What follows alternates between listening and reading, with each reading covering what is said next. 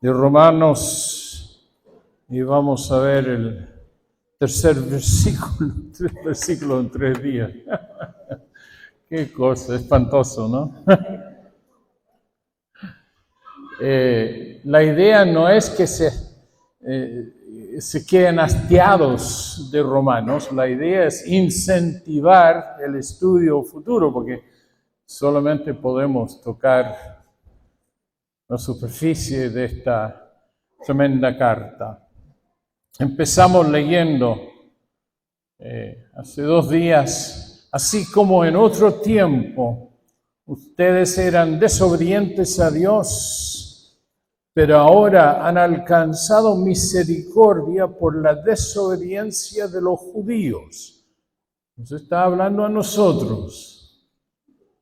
Nosotros fuimos desobedientes, ¿sí o no? En algunos casos, como el mío, de harto desobedientes. Pero recibimos misericordia. Y esa misericordia, curiosamente, alcanzamos la misericordia por causa de la desobediencia de los judíos. No voy a meterme mucho en este tema porque esto es parte del estudio de la próxima semana que seguimos haciendo en la tarde. Pero Pablo tiene una palabra también para nosotros. En Romanos 11, un poquito más arriba, dice que si Dios no titubeó, no tuvo ningún problema para cortar a los judíos, tengan cuidado. Porque los judíos pertenecen a las promesas. Así que pórtense bien, dice, porque si no, también nos puede ir de cortada muy fácilmente. Y no tanto por el comportamiento, sino por la fe. Cuiden la fe, porque por falta de fe los judíos fueron cortados. Y hoy vamos a ver un elemento muy importante de esto, porque tenemos varios enemigos. Y uno de los enemigos es el sistema del mundo. Y que tiene un objetivo. Ahora, el sistema de por sí no tiene ningún objetivo. El que está trabajando detrás del sistema del mundo tiene un objetivo. Y es precisamente eliminar tu fe. Hacerte perder la fe. Y vamos a ver qué él dice. Bueno, seguimos leyendo, estamos en capítulo 11, donde decía que nosotros recibimos misericordia por la desobediencia de ellos. Así también los judíos han sido desobedientes ahora para que por la misericordia concedida a ustedes también ellos alcancen misericordia. Es decir, que Israel fue cortado parcialmente y temporalmente, no para siempre, no para siempre. Y dice aquí el versículo clave, dice, porque Dios sujetó a todos, judío y gentil, a todos a la desobediencia, para tener misericordia de todos. Es el versículo 32 del capítulo 11. Él sujetó a todos bajo desobediencia. Curioso la acción de Dios, ¿no? Dice que Él sujetó a todos bajo la desobediencia, para darse la oportunidad de poder manifestar su misericordia a todos. Qué tremendo esto es, Dios. Yo aprendí una palabra de Fabio el año pasado. ¡Wow! No lo digo como lo dice él, yo no soy argentino con toda esa personalidad que tiene mi vecino, pero bueno, pero aprendí, porque Pablo eso es lo que dice, wow, qué profundas son las riquezas de la sabiduría y del conocimiento de Dios. ¡Wow! ¡Qué incomprensibles son sus juicios! Inescrutables sus caminos. ¿A quién se le habría ocurrido hacer las cosas así? A nadie. ¡Wow! ¿Quién puede? ¿Quién ha entendido la mente del Señor? ¿O quién ha sido su consejero? ¿O quién le dio a él primero para que él tenga que devolverlo? Ciertamente todas las cosas. Trata de encerrar tu mente alrededor de este concepto porque es clave. Para toda la Biblia es clave. Porque ciertamente todas las cosas son de Él, son por Él y son para mí. Así leemos muchas veces la Biblia. Son de Él, por Él y para Él. A Él sea la gloria por siempre. Amén. Y después continúa diciéndonos, por tanto, hermanos, les ruego encarecidamente, por favor, por estas tremendas misericordias de Dios. He escuchado testimonios en esta semana de cómo el Señor nos ha tenido misericordia, como ha mostrado su misericordia a varios. Por estas tremendas misericordias de Dios, que presenten sus cuerpos como sacrificio. Hay que morir. No es nada de fácil. Hay que morir como sacrificio vivo y santo, aceptable a Dios, que es su culto espiritual. Y después continúa con el texto de hoy, versículo 2. Dice, y no se adapten a este mundo. Lo primero es presentar el cuerpo como sacrificio santo y vivo y aceptable a Dios. Por favor, por la misericordia de Dios, entreguen su cuerpo. Ya no para ser esclavo al pecado, sino esclavo a la justicia. Romanos capítulo 6. En sacrificio vivo, santo y aceptable, pero también dice, no se amolden a este mundo, sino transfórmense mediante la renovación de su mente, para que verifiquen cuál es la voluntad de Dios, lo que es bueno, lo que es aceptable y perfecto. Hoy vamos a encender el cerebro.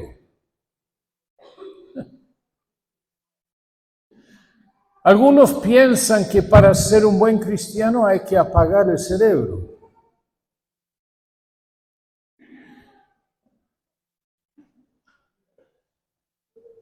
He escuchado tantas veces como la gente habla de la maldad de los pensamientos humanos. Pero Pablo nos va a mostrar algo, tal como nos dijo, y yo lo expresé ayer, el cuerpo es neutro, no es ni bueno ni malo. Depende del uso del cuerpo, si sea bueno o sea malo. Y la mente es igual, es la misma cosa. No es bueno ni malo, pero es responsabilidad nuestra para darle una dirección. Y hay muchos que piensan que hay que apagar el cerebro. Pero Pablo, por cierto, no apagó su cerebro cuando escribió Romanos. Lo que hizo fue encender el espíritu para que funcionaran juntos, para entregarnos esta tremenda revelación. Así que el Espíritu Santo, trabajando con esta brillantez intelectual de Pablo para reducir el plan eterno a letras que el hombre pueda entender, un buen uso de la mente. Y Pablo nos va a hablar un poco más de esto, pero primero vamos un poco por partes. Él dice, no se adapten. Otras versiones dicen, no se amolden a los criterios de este siglo. Y aquí esta versión dice, no se adapten a este mundo. Hay hay como 4 palabras que son muy importantes en este versículo, o estos 2 versículos en realidad, que les quiero enseñar, que son la clave para entender este versículo y el resto del mensaje en lo que queda de Romanos. Cuando él habla de adoptar o amoldarse, está usando una palabra en el original que se refiere a las formas externas, lo que es visible, lo que la gente ve de nosotros. Está hablando de formas, esquema es la palabra en griego, y está hablando de lo que se ve. Y es curioso que aquí en Romanos tenemos esta expresión y Pablo en Filipenses nos habla exactamente de lo mismo. En Filipenses 2 dice, quien siendo en forma de Dios, hablando de Cristo, esa forma en ese caso usa una palabra que es morfé o morfa, que es una forma, es la forma, la esencia de la persona con resultados visibles externos. Ahora, ojalá que me están siguiendo, porque la morfa de una persona es su esencia, su esencia.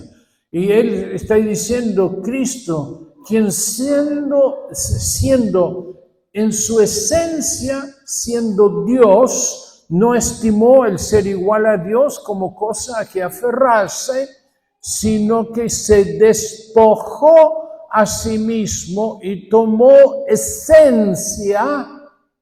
forma de siervo. No fue una transformación externa. Cambió su esencia de Dios y tomó la esencia de un siervo.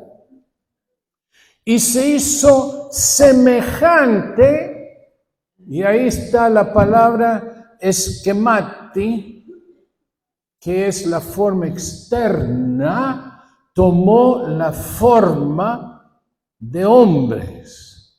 Estando en la condición externa de hombre, se humilló a sí mismo y se hizo obediente hasta la muerte y muerte de cruz. Ahí se ve claramente la diferencia entre las dos palabras. Y tenemos exactamente el mismo contraste aquí en Romanos 12. Este contraste entre la forma exterior, es decir, que el esquema, lo visible, y la esencia inalterable, que es el morfe. Ahora, tratan de seguirme con estas dos palabras porque voy a agregar algunas más, un poquito más adelante. Los creyentes son exhortados a no continuar siendo como el sistema del mundo cambiante y pecador, es decir, la vida vieja, la vieja era de la rebelión, la vieja vida antes de conocer a Cristo, no seguir en su esencia con eso adentro.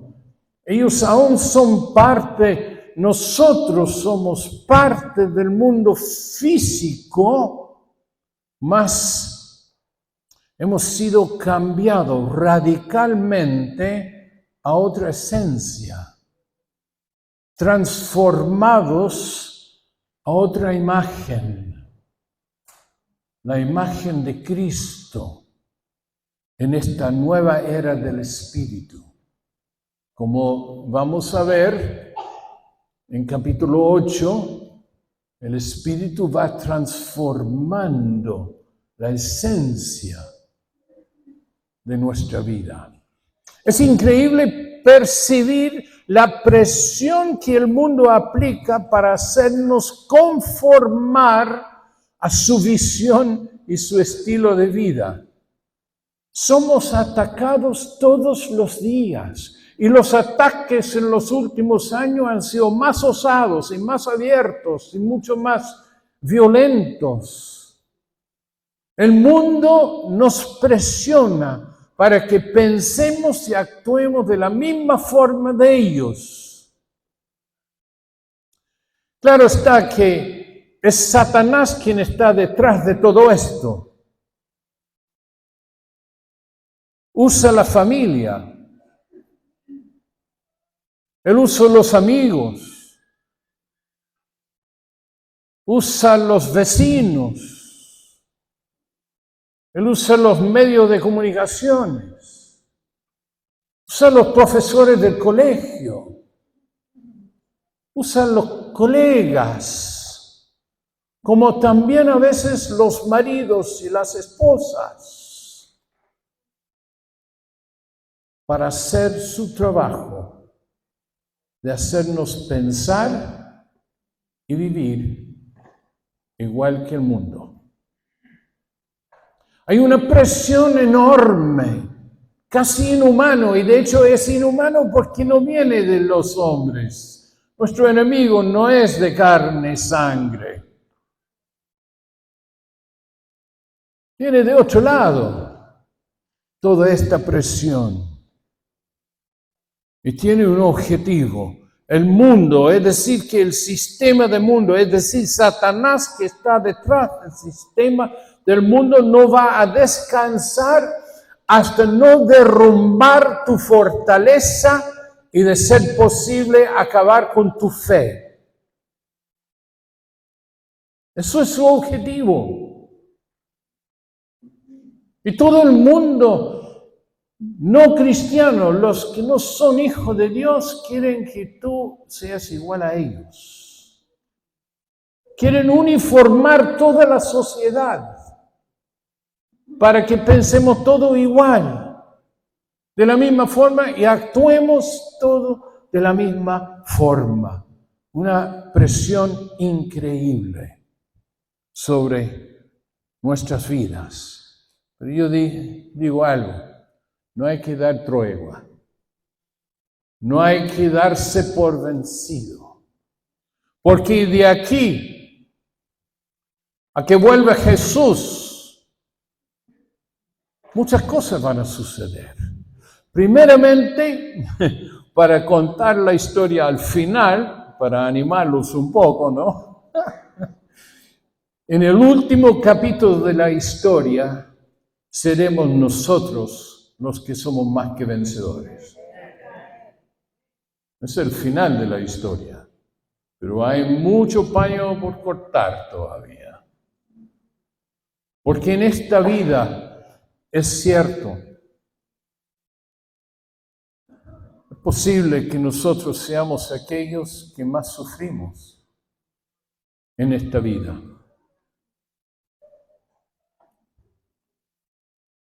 Mientras más contacto que tenemos con el mundo, más nos vamos a sufrir.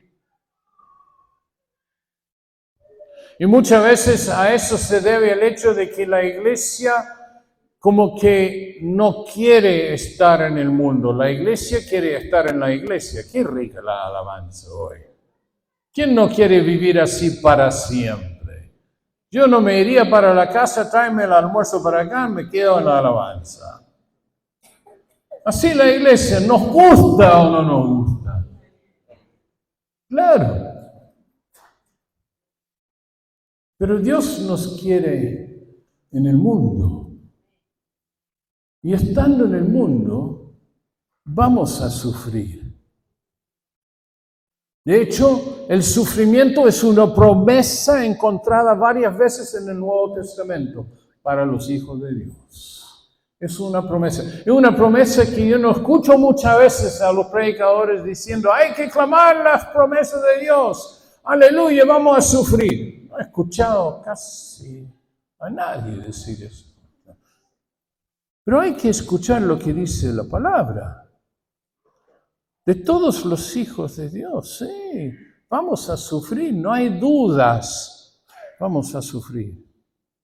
Es por eso la advertencia de Pablo. Por favor, les ruego, no se den por vencido, no se amolden, no se adapten, no permiten que te modifiquen tu fe y tu comportamiento. Y vamos a ver la relación entre las dos cosas un poquito más adelante. Pero es un sufrimiento transitorio y temporal. Jesús dice, si el mundo los aborrece, tengan presente que antes que ustedes me aborreció a mí. Si fueran del mundo, es como si Jesús nos está hablando de nosotros, ¿no? Si fueran del mundo, el mundo los amaría, como a los suyos. Pero ustedes no son del mundo, sino que yo los he escogido de entre el mundo. Por eso el mundo los aborrece. Curioso, ¿no?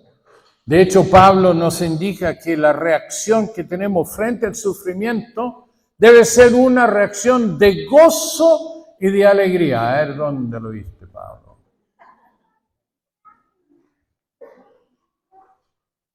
Que tengo que gozarme en el sufrimiento. Pero eso es lo que él dice. Romanos capítulo 5, estamos en Romanos, ¿no? Él dice, nos regocijamos en los sufrimientos. Porque sabemos que los sufrimientos producen resistencia. Eso es lo que tiene que producir. No que nos amoldemos, sino que resistamos. Produce resistencia.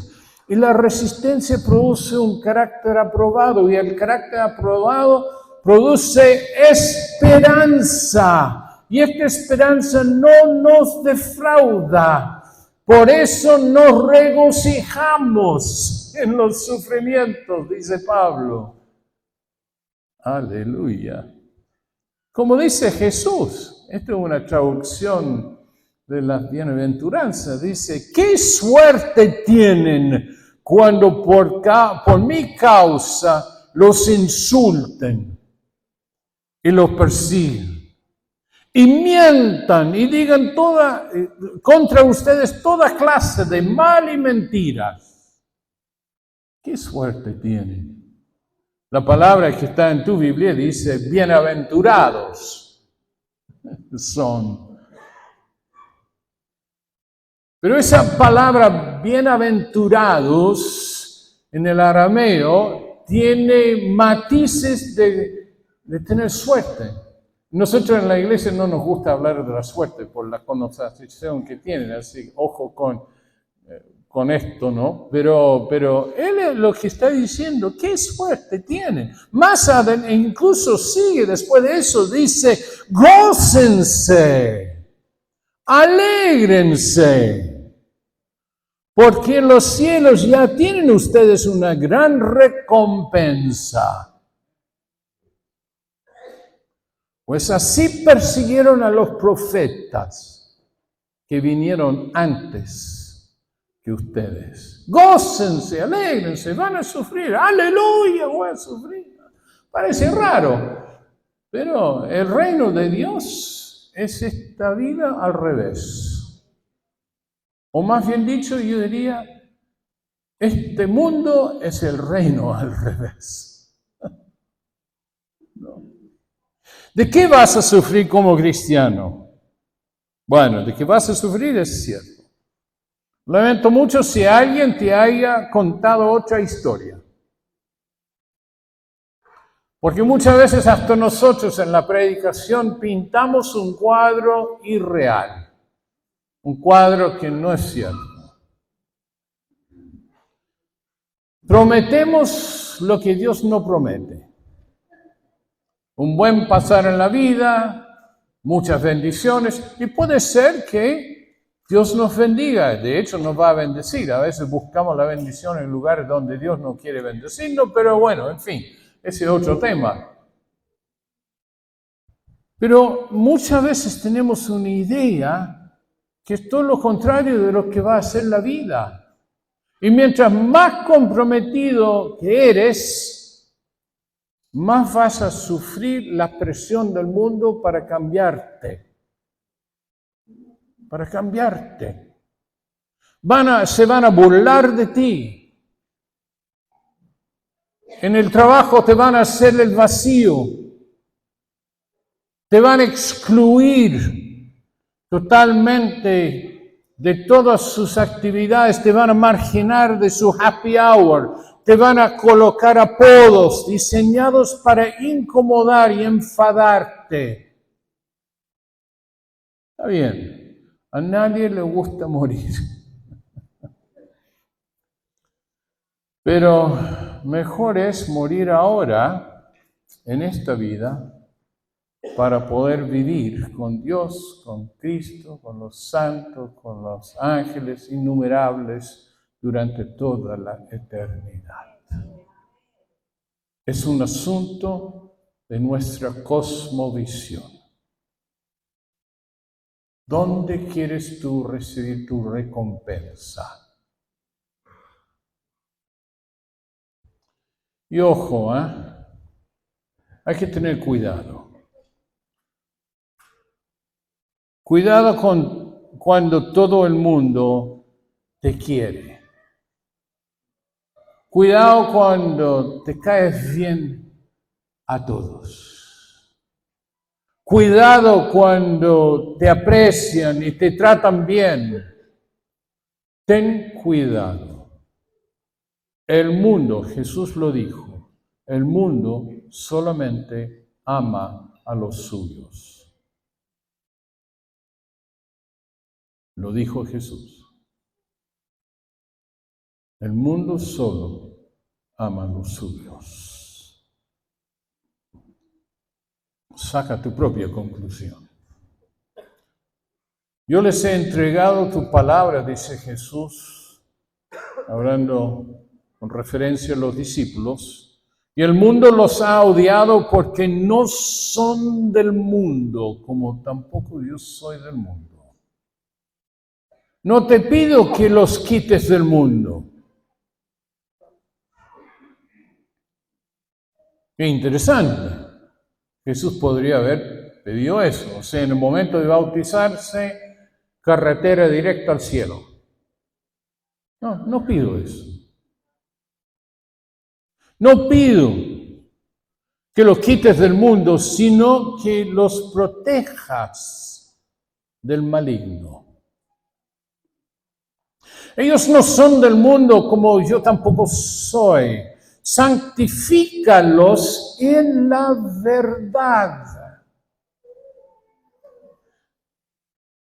No sé si escucharon bien. Dice en la verdad. No santifíquenlos en una verdad. La verdad para Dios es un absoluto, aunque todo el mundo te diga que no existen los absolutos. La verdad para Dios es la verdad. Santifícalos en la verdad. Tu palabra es la verdad. Tu palabra es la verdad. Como tú me enviaste al mundo, yo los envío también al mundo. O sea, lejos de pedir que los quite del mundo, los estoy mandando al mundo. Justo donde Dios quiere la iglesia, en el mundo. Y por ellos me santifico a mí mismo, para que también ellos sean santificados en la verdad. Palabra de Jesús, Juan 17. Pablo dice en 1 Corintios, porque para Dios la sabiduría de este mundo es necedad, es insensatez. Pues escrito está, Él atrapa a los sabios en sus propias trampas.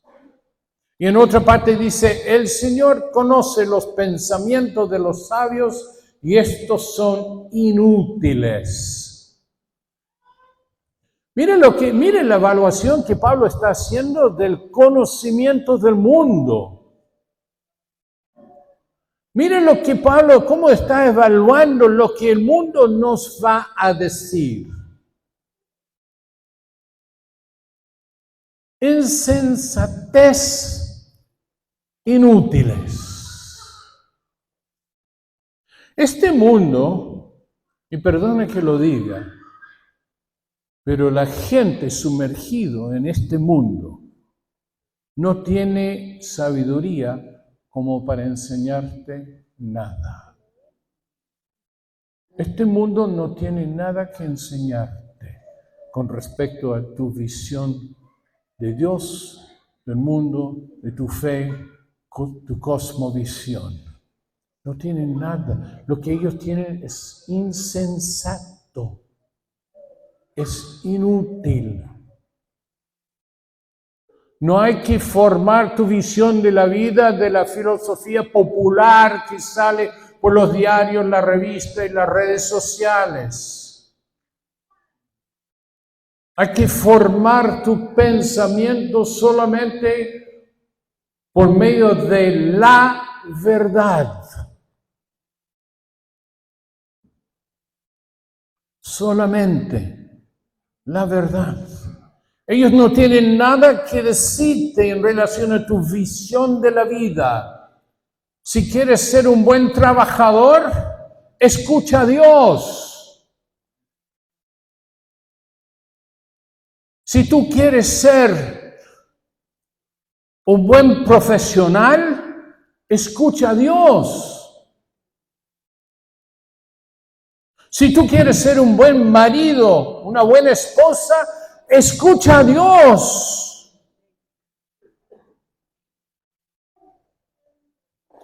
Si tú quieres dormir tranquilo de noche, escucha a Dios. La sabiduría de este mundo es necedad y es inútil.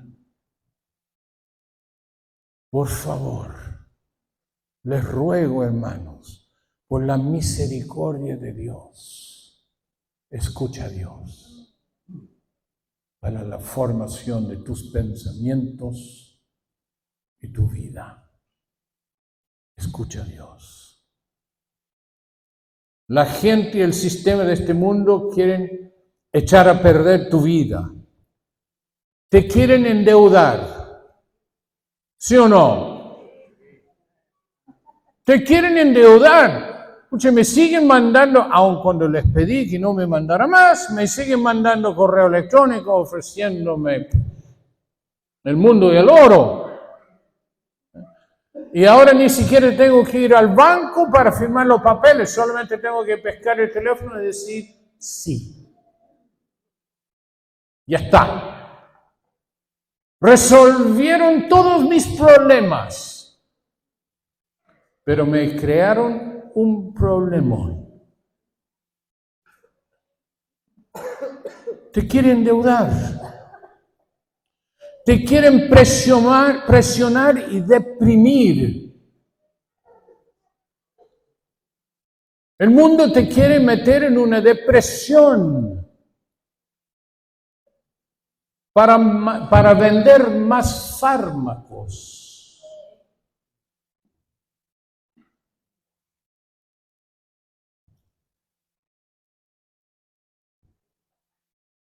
El mundo quiere que tú te divorcies. Y te presiona. Y acuérdate quién está detrás del mundo. Quiere separarte de tu esposa y quiere destruir la vida de tus hijos. Eso es lo que el mundo quiere. El mundo quiere que tú seas el enemigo de sus enemigos. Escuchen. Quieren que tú te alinees con ellos y que sus enemigos sean tus enemigos. Pero ¿qué hacemos con los enemigos? Los amamos, dice Jesús.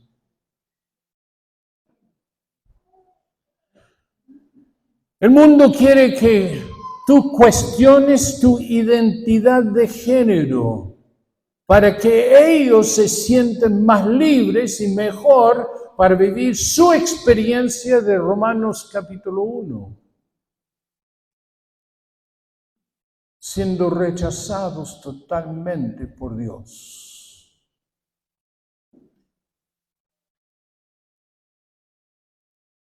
No quieren que tú te sujetes a tu marido. No quieren que te sujetes a tus padres. El mundo no quiere que tú te sujetes a las autoridades cívicas. No quiere que te sujetes a las autoridades de la iglesia. No quieren que te sujetes. Anarquía, no sujeción. Eso es lo que el mundo quiere.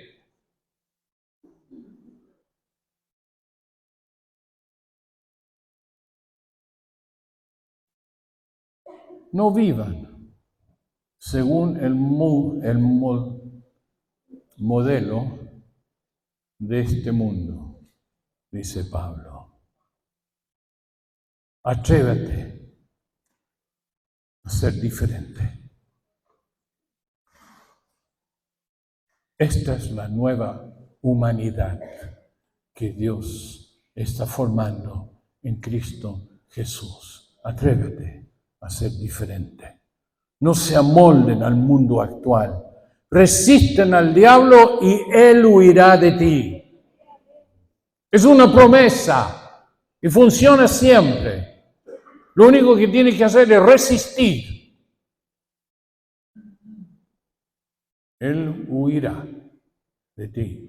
No para siempre. Acuérdense del caso de Jesús, que pasó los días en el desierto, bajo la tentación, en combate directo con Satanás, y dice que cuando terminó ese periodo, Satanás se alejó de él por algún tiempo. Es decir, que hay que resistir una y otra vez. Pero si resistimos, el diablo huirá. Huirá. No adopten las costumbres de este mundo. Aprendan a vivir según el nuevo estilo de vida que hay en la cultura del reino de Dios. No se dejen llevar por la corriente de este mundo, sino sean transformados. Yo me acuerdo cuando ministré sobre este texto muchos años atrás en Santiago. De hecho, Cristian estábamos en un retiro en Santiago con Cristian y creo que Cristian y los pastores de Santiago ministramos ese, si mal no recuerdo, pero me recuerdo perfectamente bien. Estaba hablando yo de las figuras ilusorias de las mariposas, ¿no? Y cómo es que teníamos que pasar por un proceso de metamorfosis en la vida. Y yo no entendía por qué se escuchaba una risita por toda la gente, ¿no? Pero bueno, una palabra mal pronunciada no altera el poder que tiene. Esta transformación de que él está hablando es precisamente esa palabra en griego, metamorfosis. Ahí está la palabra morf, que vimos, la esencia, una metamorfosis. Es el proceso de convertirse en la naturaleza que ocurre cuando hay una conversión de oruga a mariposa. Esa es la palabra que se usa en la ciencia, metamorfosis. O sea, un cambio notable de forma y de esencia. Un cambio notable de forma y de esencia. Los cambios interiores se notan en el exterior. Es por eso que el Espíritu Santo trabaja desde adentro hacia afuera. Aplicar normas externas no sirve de nada para cambiar el corazón. Y el Espíritu lo sabe. Entonces Él va a trabajar en tu corazón para cambiarte por dentro. Y de repente la gente te está preguntando, oye, ¿qué te pasó? Porque se ven los cambios hacia afuera. Pasa lo mismo en este caso. Por eso la instrucción, no se amolden, y ahí la palabra moldar es esquema, no se amolden en lo exterior, sino sean transformados, el cambio interior con resultados visibles exteriores. Transformados a la imagen de Jesús, hemos dicho por muchos años. Yo les tengo una buena noticia. Es posible ser transformado a la imagen de Jesús. Es posible. Antes la iglesia decía que no era posible. La iglesia pasó por muchos años diciendo que es imposible ser semejante a Jesús. Pasó por años la iglesia diciendo, no me imiten a mí, no me miren a mí, hay que imitar a Dios. Ignorando todos los textos que dicen de lo contrario. Yo tengo una muy buena noticia, hermano. Es posible ser transformado en la imagen de Jesús. Esa transformación, esta metamorfosis que ocurre en el interior es posible. Hemos recuperado esta verdad gracias al Señor, que podemos ser transformados en esencia y en forma. Tanto un cambio interior como el cambio exterior. ¿Cómo se hace esta transformación? La transformación a que se refiere es producto del verdadero arrepentimiento.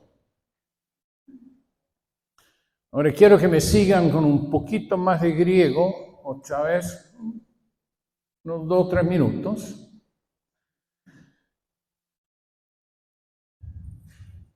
La palabra arrepentimiento en el griego es metanoia.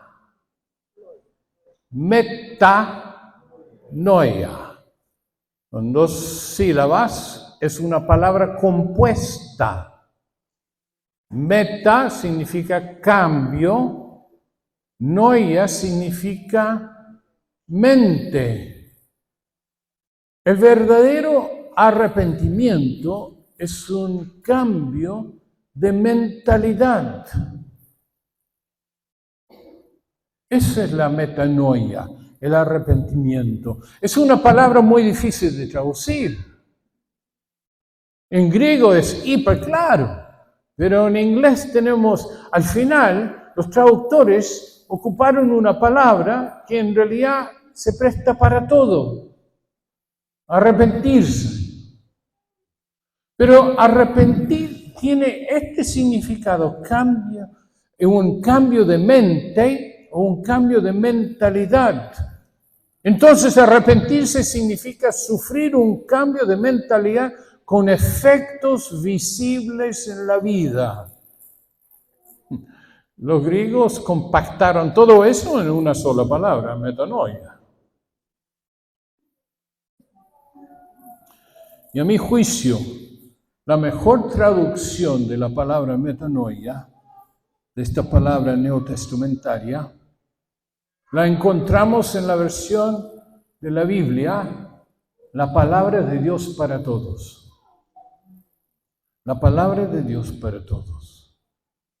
Porque ellos, en vez de tratar de inventar una palabra, una sola palabra en el español, equivalente a metanoia en el griego, ellos hicieron lo siguiente. Hechos 2:38, palabra de Dios para todos, dice lo siguiente.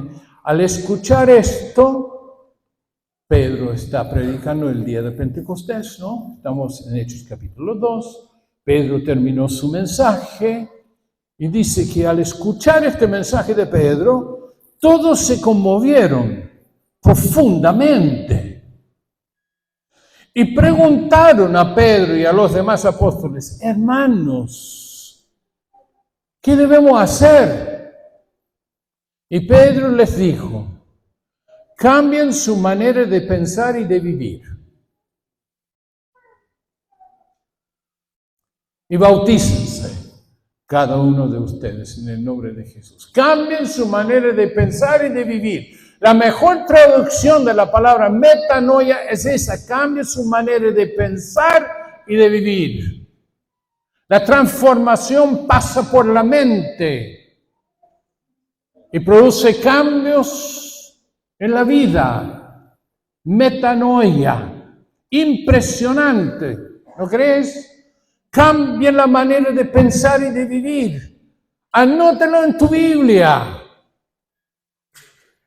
Hay gente que dice que no hay que escribir en la Biblia, es un libro sagrado. Oye, tú compraste ese libro. Ocúpala. Hay que enrollarla. Hay que tomar apuntes y hay que anotarlo donde no se va a perder. Y si tú anotas eso en esa página, al pie de la página de Hechos 2:38, no se te va a olvidar nunca más. Cambia su manera de pensar y de vivir.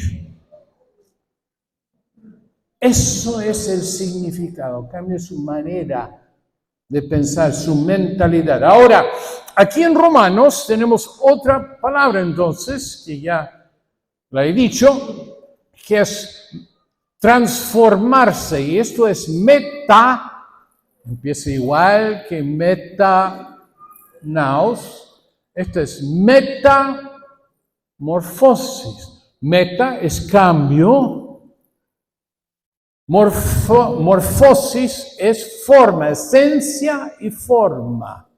Cambia tu esencia, tu forma. Y Pablo aquí dice, nos va a decir cómo hacerlo. Y aquí está la clave. Dice, sean transformados mediante la renovación de su mente.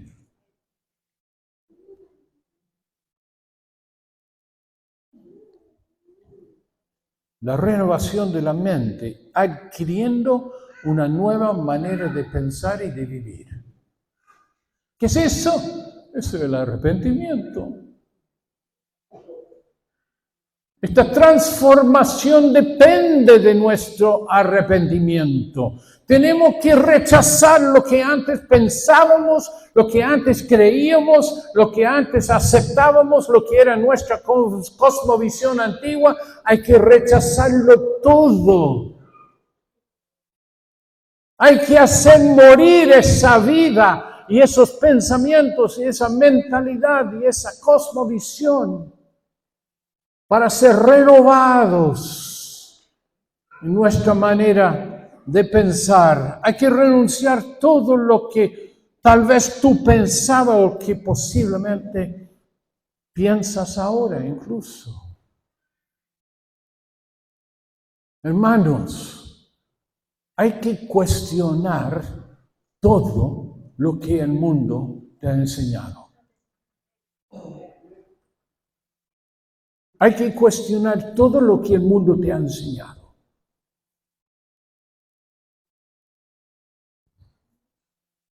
Fuerte, ¿eh?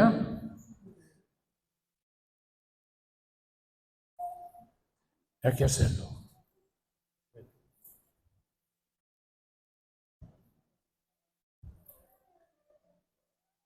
Porque si no, nunca vamos a lograr el objetivo que está al final de este versículo. Vamos a llegar a eso. Hay que embarcar en una renovación de nuestra manera de pensar. Para lograrlo hay que interiorizar la verdad. ¿Dónde encontramos la verdad? Jesús dijo, santifícalos con la verdad. Tu palabra es la verdad. Hay que meter la palabra dentro. No hay otra fuente de formación e información que sirva para lograr el resultado.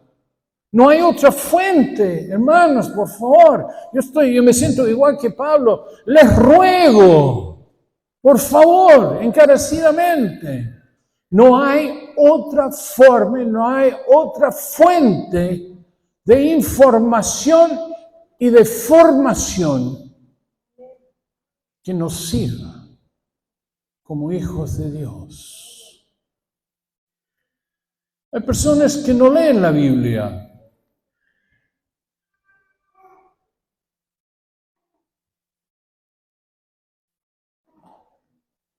Entonces, ¿de qué se alimentan?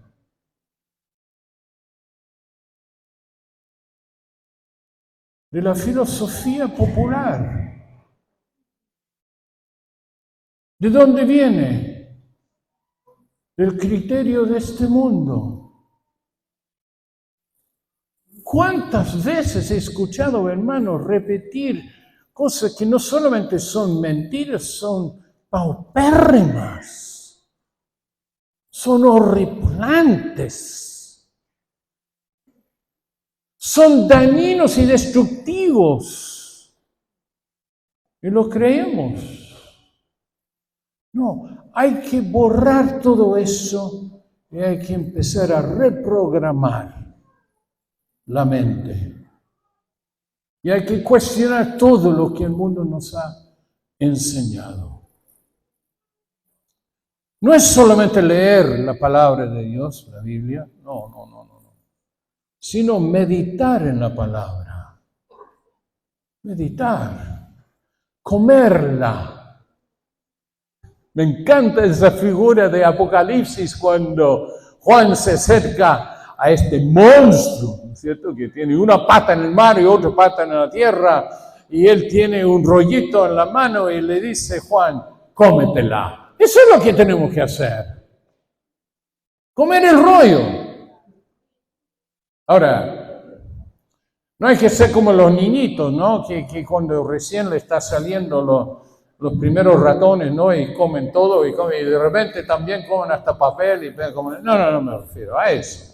Obviamente, pero la meditación es una forma de comer la palabra. La meditación se centra en Dios, en su gloria, su majestad, sus caminos, sus obras en el mundo y en su palabra. Esa es la meditación. El objetivo de la meditación es moldear la vida interior y como consecuencia el comportamiento exterior. Metamorfosis, la esencia interior y la forma exterior. Ese es el resultado de la meditación de la palabra de Dios. Citando un hombre del siglo pasado, J.I. Packer, que era un teólogo anglicano, dice, la meditación es la actividad de traer a la mente, pensar, reflexionar y aplicar una de las más diversas cosas que uno sabe acerca de las obras, los caminos, los propósitos y las promesas de Dios. Es una actividad de pensamiento santo, realizado conscientemente en la presencia de Dios, bajo la mirada de Dios, con la ayuda de Dios, como medio de comunicación íntima con Dios. Esa es la meditación. No es una pasada rápida por 2 o 3 versículos. No es sacar el pan de la vida y leerlo antes de tomar el desayuno. Eso no tiene nada de malo. Pero esto es más. Esto es tomar algunos pocos versículos y empezar a meditar, pensar, orar, asimilar, aplicar, amar, aprender de memoria. Esa es la palabra de Dios que te va formando desde adentro hacia afuera. Te forma lo que tú piensas inconscientemente. Antes de hacer eso, inconscientemente pensaba igual que el mundo. Pero estamos reprogramando. Pablo no usaba esa palabra porque parece que no le gustaba la computación. No usaba la palabra reprogramar, él decía renovar a través de la renovación de la mente. Es la misma cuestión. Hay que reprogramar esta cuestión para que automáticamente tengamos los pensamientos de Dios. En otra palabra, la meditación es una práctica espiritual a la que dedicamos con la ayuda de Dios para conocerle mejor, amarle más, experimentar más intimidad profunda con Él y vivir para su gloria. Ese es el resultado de la meditación. Hay que pensar con los pensamientos de Dios. Pensar los pensamientos de Dios requiere de mucha oración. Si usted no ora mucho, no está pensando con los pensamientos de Dios. Vas a seguir con los tuyos. Si usted no lee la Biblia mucho y a menudo, irreverentemente, usted no está pensando los pensamientos de Dios. ¿Sabe cuándo sabemos si estamos pensando con los pensamientos de Dios o no? No siempre es en lo que hacemos, no siempre en relación a las acciones, sino en relación a las reacciones. Cómo reaccionamos, ahí vemos cómo estamos programados. A veces logramos controlar las acciones, pero las reacciones son automáticas. Y ahí vemos, a ver. Hay que meditar mucho. Debemos aprender a vivir en nuestras Biblias. Hay que conseguir una Biblia que es más fácil de entender, porque no es la versión, lo sagrado. Es el mensaje lo más sagrado. Hay que comprar una versión que tú entiendes. Si después quieres enseñar o quieres hacer cualquier otra cosa con tu Biblia favorita, que Dios te bendiga, fabuloso, excelente. Pero cómprate una Biblia que tú realmente puedas entender todo lo que dice. Porque no son las palabras ni la traducción que es lo sagrado. Lo bendito es el mensaje. Y que hay que meter el mensaje aquí.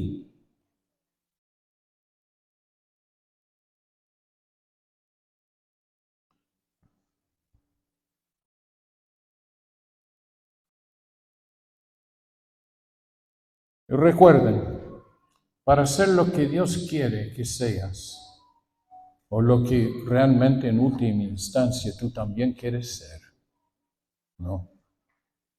Porque yo estoy suponiendo que tú quieres lo que Dios quiere para ti. Para hacer eso, hay que escuchar a Dios. Y hay que atreverse a ser diferente en la vida. Vamos a ver varios ejemplos de esto en Romanos. En Romanos 12, 13, 14, 15. Vamos a aplicar esta diferente forma de pensar, otra forma de ver. Algunos ejemplos nomás. Esto en los primeros dos no están en Romanos, sino Colosenses y Efesios. Pero Pablo dice, por ejemplo, busquen las cosas de arriba, donde está Cristo sentado a la derecha de Dios. Pongan la mira en las cosas del cielo y no en las cosas de la tierra. Eso es otra manera de ver la vida.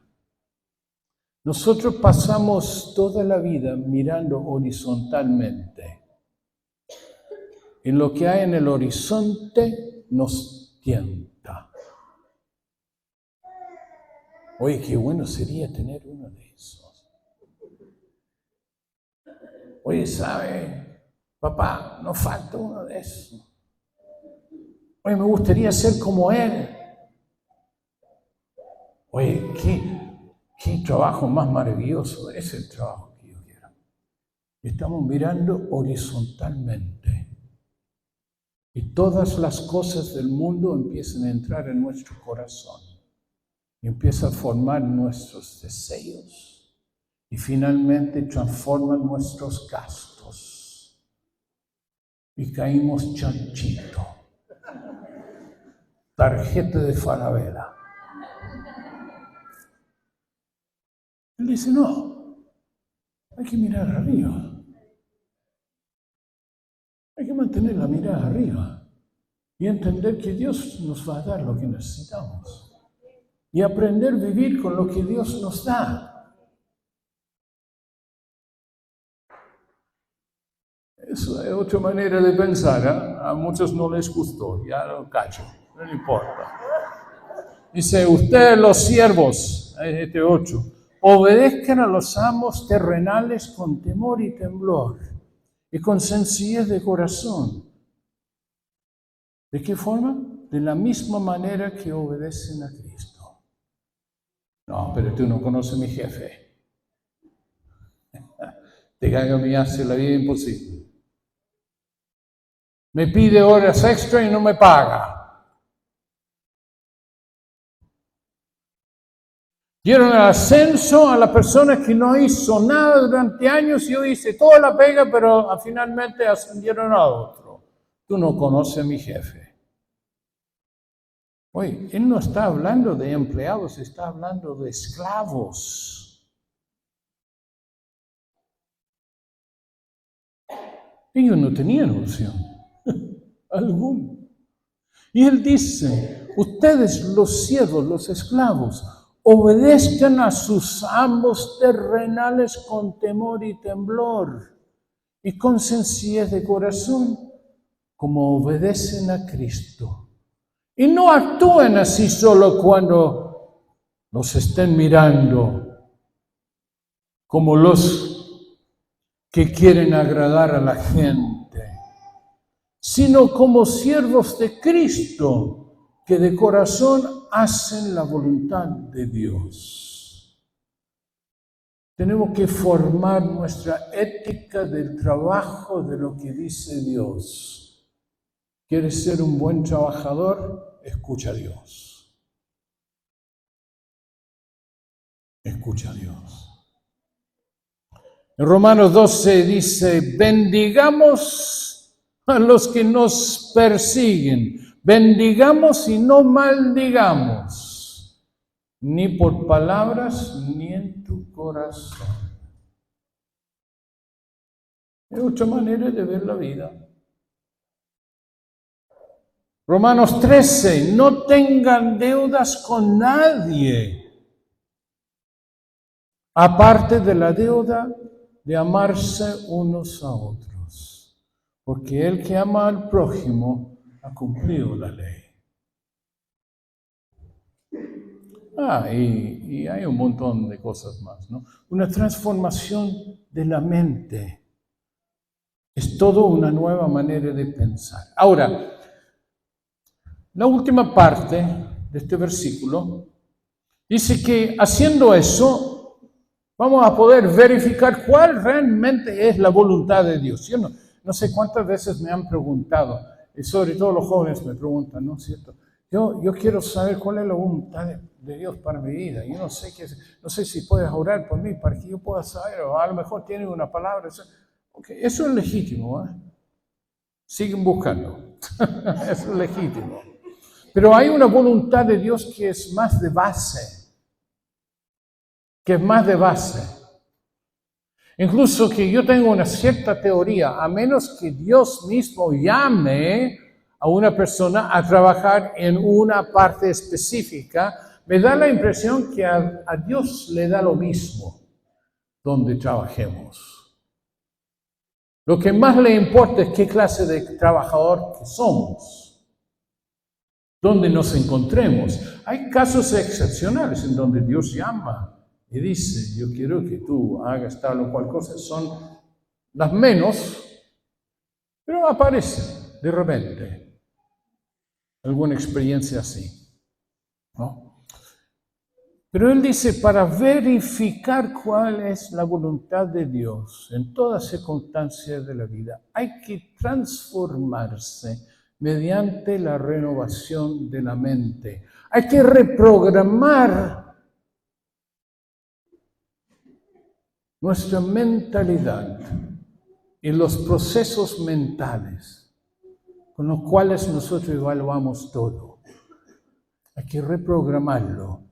Ahora, ¿este es el propósito de poder verificar su voluntad o es el resultado?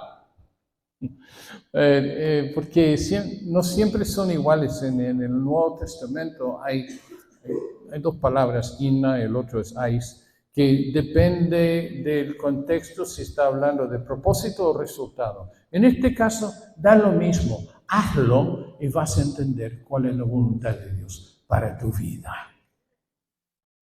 Es decir, que lo que es bueno,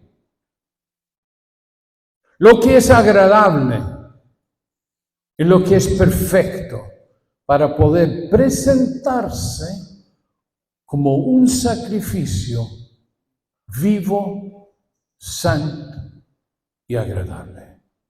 Por tanto, hermanos, les ruego por las misericordias de Dios que presenten sus cuerpos como un sacrificio vivo, santo y agradable, que es su adoración espiritual delante de Dios. Y no se adapten a este mundo, sino transfórmense mediante la renovación de su mente para poder verificar cuál es la voluntad de Dios lo que es bueno, aceptable y perfecto.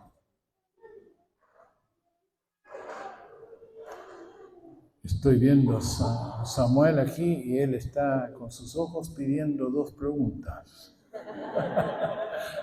Te adiviné, ¿eh? Te adiviné. Una sería, ¿qué cambios tienes que hacer en tu vida para poder meditar sobre la palabra de Dios? ¿Qué cambios tendría que tú ejecutar para incorporar este ejercicio tan importante en tu vida? ¿No? Eso para mí es el primero y lo más importante, ¿no? Y lo otro, ¿qué significa para ti no adaptarse a este mundo presente?